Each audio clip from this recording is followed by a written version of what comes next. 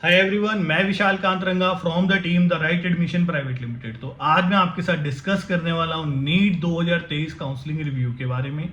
और हम ये जानेंगे कि अगर 2024 में हम पार्टिसिपेट कर रहे हैं, हमें किन किन चीज़ों का ध्यान रखना चाहिए। तो अगर आपका 2024 में टारगेट है एमबीबीएस, बीडीएस, बीएमएस या वेटनरी, तो ये वीडियो आपके लिए बहुत ही ज़्यादा इंपॉर्टेंट रहने वाली है। इस वीडियो को एंड तक जरूर देखिए। अगर आपका टारगेट है एमबीबीएस, बीडीएस, बीएमएस या वेटनरी, तो नीट का एग्जाम आपके लिए कंपलसरी है। आपको नीट का एग्जाम देना होगा अगर आप इनमें से किसी भी कोर्स में एडमिशन लेना चाहते हैं। पर ये जो वीडियो है हमारी, पर्टिकुलरली आज हम सिर्फ एमबीबीएस के बारे में ही डिस्कस करेंगे। लेटर स्टेज पर और वीडियोस डिफरेंट कोर्सेज पर भी बनाई जाएंगी। तो मैं आपके साथ डिस्कस कर लेता हूँ data highlights of NEET counselling 2023। तो we can see on our screen कि कितने बच्चे यहाँ पर नीट में अपीयर्ड हुए थे एंड उसमें से कितने बच्चे क्वालिफाइड हुए। So this is the highest number of students जो कि अब तक की नीट की हिस्ट्री में अपीयर हुए हैं और क्वालिफाइड हुए हैं। और मैं आपको बता देता हूँ कि 2024 में ये फिगर कम नहीं होगी, ये फिगर और ज़्यादा बढ़ने वाली है। न्यू रिकॉर्ड्स बनने वाले हैं। आप मान के चलिए कि लगभग 2024 में 22 लाख, 22.5 लाख बच्चा, 23 लाख बच्चा अपीयर होगा and again near about 12-13 lakh बच्चा क्वालिफाई भी हो जाएगा वहां पर। तो it will obviously impact the cut off, because जो सीट्स हैं, सीट्स कोई बहुत ज़्यादा इंक्रीज नहीं हो रही हैं जिस हिसाब से बच्चा इंक्रीज हो रहा है।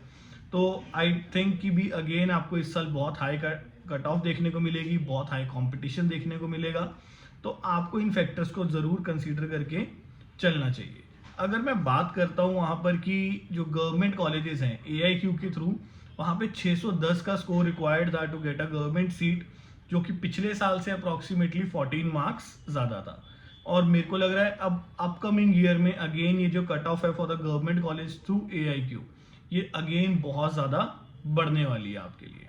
अगर हम बात करते हैं कि लोएस्ट बजट में प्राइवेट कॉलेज, यानी कि जो प्राइवेट कॉलेजेस हैं बट जो उनका बजट है that is the lowest in private college category, तो वो आपको केरला के अंदर ऑफर्ड होते हैं। अगेन आपको उसके लिए एक अच्छा स्कोर रिक्वायर्ड था। Last year it was 531 and मेरे को लग रहा है कि दोबारा से वो स्कोर अगेन कुछ ना कुछ बढ़कर ही आपके साथ आएगा। फिर उसके बाद हम बात कर लेते हैं कि जैसे डीम्ड कॉलेजेस हैं, तो डीम्ड कॉलेजेस के अंदर हाईएस्ट कट ऑफ क्या गई। तो डीम्ड कॉलेजेस में KMC मणिपाल, जो कि कई सालों से बच्चों का फेवरेट कॉलेज चल रहा है, वहाँ पर 567 की कट ऑफ थी। और उसकी जो पर एनम फीस आपको पड़ती है अप्रॉक्सीमेटली 17,80,000 रुपये पड़ती है, सारे खर्चे मिलाकर। तो यहाँ पर आप देखिए कि 567 का स्कोर था जिस बच्चे का, उसके पास कुछ अदर स्टेट के इससे सस्ते कॉलेजेस के ऑप्शंस भी थे। तो उन्होंने ये कॉलेज को ही स्पेसिफिकली चूज क्यों किया, ये मैं आपके साथ अलग अलग केस स्टडीज में अपकमिंग वीडियोस में डिस्कस करूंगा। आपके पास कुछ इससे रिलेटेड अपने कुछ पर्सनल क्वेश्चंस हैं, कुछ ऑप्शंस हैं माइंड में कि which one is to be chosen, तो आप उसको हमारे कमेंट सेक्शन में बताइए या हमें व्हाट्सएप पर, जो हमारे टीम मेंबर्स आपके साथ जुड़े हुए हैं, आप उनके साथ भी इसको डिस्कस कर सकते हैं। और 2023 में अगर मैं बात करूं कि लोएस्ट स्कोर्स पर, यानी कि जो क्वालिफाइंग स्कोर थे या बिलो 200 के स्कोर्स थे, उस पर क्या बजट रिक्वायर्ड था। अगर आप MBBS इन स्कोर्स पर प्लान कर रहे थे लास्ट ईयर, तो it was approximately 90 lakh to 1 crore के बीच में ये बजट वेरी कर रहा था। अब हम डिस्कस कर लेते हैं सजेशंस फॉर नीट काउंसलिंग 2024, यानी कि 2024 की जब काउंसलिंग करने जा रहे हैं तो किन चीज़ों का हमें ध्यान रखना चाहिए, या 2024 में हमें क्या क्या फैक्टर्स देखने के लिए मिल सकते हैं। तो सबसे पहला पॉइंट जो आपको ध्यान रखना चाहिए वो है important dates and websites follow up. तो बहुत हो सकता है कि आपके जो चॉइस ऑफ कॉलेजेस हैं वो किसी एक पर्टिकुलर स्टेट के ना हो सकता है कि वो आपने 3 कॉलेजेस चूज करे जिसमें से एक कॉलेज आपको सेंट्रल काउंसलिंग के थ्रू अलॉट हो सकता है, अगला आपने कोई पर्टिकुलर स्टेट का कॉलेजेस चूज किया हुआ, अगला किसी और स्टेट का चूज किया हुआ है। तो आपको ध्यान रखना है कि उनकी सबकी डेट्स क्या हैं, कहीं आपका सिक्योरिटी फोरफिट ना हो जाए। आपको हर वेबसाइट को प्रॉपरली फॉलो अप करना है। कई बार क्या होता है कि भी हम कोई सही वेबसाइट को फॉलो अप नहीं कर रहे होते, जिसकी वजह से इंपॉर्टेंट डेट्स हमारी मिस्ड हो जाती है। पॉइंट जो हमें यहाँ पर ध्यान रखना है 2024 में वो है एलिजिबिलिटी का। आप जोन से भी कोर्सेज में अपने आप को एनरोल करना चाहते हैं या आप जो सी भी स्टेट्स के लिए वर्कआउट कर रहे हैं, तो बी इन शॉर्ट कि आपको उनकी एलिजिबिलिटी क्राइटेरियाज के बारे में पता हो। ऐसा ना हो कि आपकी एडमिशन हो जाए, आप कॉलेज पहुंचे और आपको बाद में पता चले कि आप वहाँ पर एलिजिबल ही नहीं थे और आपकी वो सीट भी जाएगी, पैसा भी जाएगा और जो बाकी अच्छे ऑप्शंस थे वो भी सारे चले जाते हैं। थर्ड पॉइंट आपको ध्यान रखना चाहिए, डोमिसाइल एंड रिजर्वेशंस। तो ये बहुत कॉमनली देखने को मिलता है कि कई बार बच्चों के पास मोर देन वन डोमिसाइल के ऑप्शंस होते हैं। लाइक कुछ वो डोमिसाइल क्लेम कर रहे हैं ड्यू टू देयर रेजिडेंस, कुछ domiciles they are claiming because of their parents occupation there, या कुछ डोमिसाइल वो क्लेम कर रहे हैं बिकॉज ऑफ द एजुकेशन जो उन्होंने वहाँ से ली है। तो कई बार इन डोमिसाइल्स की कंडीशंस इतनी सारी होती हैं कि हम कुछ हाफ इंफॉर्मेशन ले लेते हैं जिसका हमारी एडमिशन पर नेगेटिव इम्पैक्ट देखने को मिलता है। लास्ट ईयर हमने देखा पंजाब के अंदर बहुत कॉमनली ये प्रॉब्लम लोगों को आई क्योंकि उन्होंने डोमिसाइल कंडीशंस आसान तो कर दी थी बट लोगों को उसके बारे में प्रॉपरली नॉलेज नहीं थी, उन्होंने सिर्फ हाफ इंफॉर्मेशन पढ़ी। जब वो कॉलेज पहुंचे तो वो अपने उस कॉलेज को क्लेम करते करते थर्ड राउंड हो गया था। तो थर्ड राउंड में जब एडमिशन के बाद वो कॉलेज पहुंचे तो कॉलेज ने उनकी एडमिशन रद्द कर दी। उन्होंने कह दिया कि जी आप ये हमारी डोमिसाइल कंडीशन को फुलफिल नहीं कर रहे। तो एट दैट टाइम उस बच्चे का ईयर लॉस भी हुआ और उसको फाइनेंशियल लॉस भी झेलना पड़ा। तो ये बहुत कई बार प्रॉब्लमेटिक सिचुएशंस आ जाती हैं जिसमें आपको बहुत ज़्यादा निराश होना पड़ता है। तो आप ये बहुत ध्यान रखिए कि आपके जो डोमिसाइल्स हैं आप बहुत प्रॉपरली उसको स्टडी करने के बाद ही क्लेम कर रहे हैं। ऐसा ना हो कि गलत डोमिसाइल क्लेम कर लें या आप गलत रिजर्वेशन क्लेम कर लें। हो सकता है कि आप अपनी स्टेट के अंदर तो रिजर्व्ड कैटेगरी में फॉल करते हैं, जब आप किसी दूसरी स्टेट में जाएंगे तो वहाँ पे आपको रिजर्व्ड कैटेगरी क्लेम नहीं होगी। तो इन सब चीज़ों का आपको ध्यान रखना है। कोई भी छोटी सी मिस्टेक आपका साल खराब कर सकती है, आपके पैसे भी खराब कर सकती है या आपको अपने कॉलेज से दूर लेकर जा सकती है। फोर्थ पॉइंट जो मैं आपके साथ डिस्कस करना चाहता हूँ वो ये है कि आपको ब्लाइंडली प्रीवियस ईयर की कट ऑफ्स पे डिपेंडेंट नहीं होना चाहिए। मैंने बहुत कॉमनली देखा है कि जो पेरेंट्स हैं वो प्रीवियस ईयर की कट ऑफ्स पे इतना डिपेंडेंट हो जाते हैं, उनको लगता है कि बस अब तो उनके हाथ क्या चीज़ लग गई है कि अब उन्हें किसी की ज़रूरत ही नहीं है। तो एट लास्ट क्या होता है कि वो अपना कोई ना कोई नुकसान करवा लेते हैं। बिकॉज सबसे पहली बात, आपकी जो एडमिशन है वो स्कोर पर नहीं हो रही, वो हो रही है रैंक पर।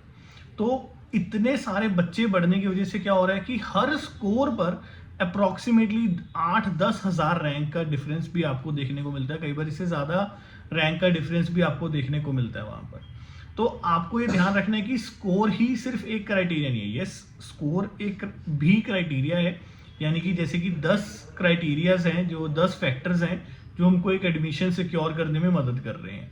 तो उन 10 में से स्कोर एक क्राइटेरिया है, तो आपको सारे क्राइटेरियाज को कंसीडर करके चलना है। सिर्फ ये मत हो कि आप सिर्फ स्कोर देख रहे हैं और बाकी सब चीज़ें जो आपके एडमिशन को अफेक्ट करती हैं आप उसे इग्नोर कर दें।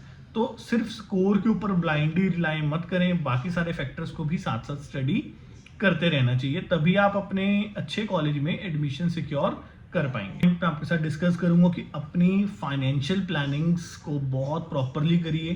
बिकॉज इसमें MBBS अगर आप प्राइवेट कॉलेज में जा रहे हैं तो इट्स अ कॉस्टली अफेयर है ना, यहाँ पर बहुत ज़्यादा पैसा इन्वॉल्व है ना। तो आपको इसको बहुत प्रॉपरली सारा एनालाइज करके रखना चाहिए, यानी कि कितना पैसा आपको किस डेट को चाहिए है ना, कितने अकाउंट्स में चाहिए, वो सारी आपकी प्लानिंग हो जानी चाहिए पहले से। क्योंकि ये ना हो कि आप बहुत सारी स्टेट्स के फॉर्म भर दें, अपने पैसों को ब्लॉक अप कर लें और जब आपको एक्चुअल में पैसों की ज़रूरत पड़े तो आपका 8-10 लाख रुपया इन दी फॉर्म ऑफ सिक्योरिटी मनीज कहीं और ऑलरेडी ब्लॉक्ड अप है। वो पैसा वापस कैसे आएगा उसके बारे में भी हमें इंफॉर्मेशन पता होनी चाहिए। बहुत सारे कॉलेजेस ऐसे हैं जहाँ पर बैंक गारंटीज लगती है, तो वो बैंक गारंटी बनाने का वर्कआउट आपको पहले से करा होना चाहिए। बहुत सारे कॉलेजेस ऐसे हैं जो आपसे पहले साल ही 2 साल की फीस एक साथ ले लेते हैं। तो ये सारी चीज़ों के बारे में आपको पहले से पता होना चाहिए, तभी आप अपने अच्छे कॉलेज में कहीं पे एडमिशन सिक्योर कर पाएंगे। फिर बहुत कॉमनली ये भी देखने को नज़र आता है कि हम कुछ कॉलेजेस को रिजेक्ट कर देते हैं, यानी कि हमें लगता है कि नहीं यार वो स्टेट अच्छी नहीं है या वो शहर अच्छा नहीं है या वहाँ की कंडीशंस हमारे बच्चे के लिए फेवरेबल नहीं है, तो एक अच्छे बजट पर टॉप ग्रेड कॉलेज को भी हम रिजेक्ट कर देते हैं, क्योंकि हम लोगों की सुनी सुनाई बातों को फॉलो कर रहे होते हैं। जैसे कि मैंने बहुत कॉमनली यहाँ पर देखा है कि बहुत सारे पेरेंट्स ऐसे हैं जो कहते हैं कि नहीं सर, हमने केरला नहीं जाना, कि भाई उन्हें लगता है कि भाई that is not safe for their child, है ना, कि बहुत दूर है ना, मे बी रेसिज्म फेस करने को मिलेगा। तो बहुत अच्छे स्कोर होने के बाद भी वो एक नॉर्मल कॉलेज में सेटल डाउन होते हैं और बहुत हैवी फीस पे करते हैं। तो ऐसा नहीं है, आप अगर कोई भी कॉलेज को रिजेक्ट कर रहे हैं, किसी भी स्टेट के कॉलेज को रिजेक्ट कर रहे हैं, आप वहाँ पर पर्सनली विजिट करिए, वहाँ पर अपने स्टेट के जो बच्चे पढ़ रहे हैं या नियर बाय स्टेट्स के बच्चे पढ़ रहे हैं, उनसे जाकर मिलिए, अंडरस्टैंड करिए कि क्या एक्चुअल में वो प्रॉब्लम एग्जिस्ट करती है या नहीं करती है, तभी आपको अपना डिसीजन लेना चाहिए। बहुत गैप आ जाता है अमाउंट्स के अंदर, तो choosing the right MBBS college at the right budget is the duty of the right admission. तो अगर आप हमारे साथ हैं तो आप एटलीस्ट इन सब प्रॉब्लम्स से आपको झेलना नहीं पड़ेगा। हमारे स्टूडेंट्स मोस्टली इंडिया के हर कॉलेज में पढ़ रहे हैं, तो हम आपको उनके साथ कम्युनिकेट करवा सकते हैं, है ना। और यही एक काउंसलर आपके लिए, सारे काउंसलर्स ये जॉब आपके लिए परफॉर्म करते हैं। अब एक बार डिस्कस कर लेते हैं, मैं फाइनली आपके साथ डिस्कस कर लेता हूँ कि डिफरेंट स्कोर्स पर 2024 में क्या क्या ऑप्शंस रह सकते हैं। ये सिर्फ एक अभी आइडिया है, इसमें बहुत सारे चेंजेस आगे आगे देखने को मिलेंगे। नाउ लेट्स डिस्कस कि डिफरेंट स्कोर्स पर क्या क्या ऑप्शंस रहने वाले हैं 2024 में। तो अगर मैं AIQ गवर्नमेंट सीट की बात करूं तो वहां पर अप्रॉक्सीमेटली आपको 620 का स्कोर रिक्वायर्ड है, अगर आप ऑल इंडिया कोटा से गवर्नमेंट सीट क्लेम करने का सोच रहे हैं। फिर उसके बाद अगर हम बात करें कि कुछ ऐसी स्टेट्स जहां पर MBBS प्राइवेट कॉलेजेस में सस्ती होती है, लाइक केरला, कर्नाटका, तो यहाँ पे आप 530 ऑनवर्ड्स अपने ऑप्शंस को भी एक्सप्लोर कर सकते हैं। अगर आपका जो स्कोर है वो 250 से 400 के बीच में रह रहा है, तो आप लगा कर चलिए कि आपका जो मिनिमम बजट है लगभग 70 लाख से 75 लाख के बीच में रहने वाला है। यानी कि ये वो बजट है जिसमें आपका खाना पीना रहना है, यानी कि this is the total cost of your MBBS। तो ये बजट आपका रहेगा अगर आपका 250 से 400 के बीच का स्कोर है। या अगर आप टॉप डीम्ड यूनिवर्सिटीज़ के ऊपर टारगेट कर रहे हैं, तो डीम्ड यूनिवर्सिटीज़ में आप मान के चलिए कि जो मिनिमम टू मिनिमम भी आपका बजट जाएगा, लगभग आप अप्रॉक्सीमेट लगा लीजिए कि 70-75 लाख से ऊपर का ही बजट रहने वाला है यहाँ पर। और जो आपका स्कोर है वो अप्रॉक्सीमेटली आपको 430 प्लस के करीब का रिक्वायर्ड होगा। तो ये आपका एक स्टेप्स हैं जो आपको 2024 में फॉलो करने चाहिए। आपके लिए और भी ओवरव्यूज लेकर आएंगे डिफरेंट स्टेट्स ऑफ काउंसलिंग के लिए। टिल देन आप हमारे चैनल को सब्सक्राइब करिए। कोई भी आपके क्वेश्चंस हैं आप हमारी टीम को व्हाट्सएप कर सकते हैं, हमारे गिवन नंबर्स पर कॉल कर सकते हैं। Till then take care, bye bye, thank you and all the best.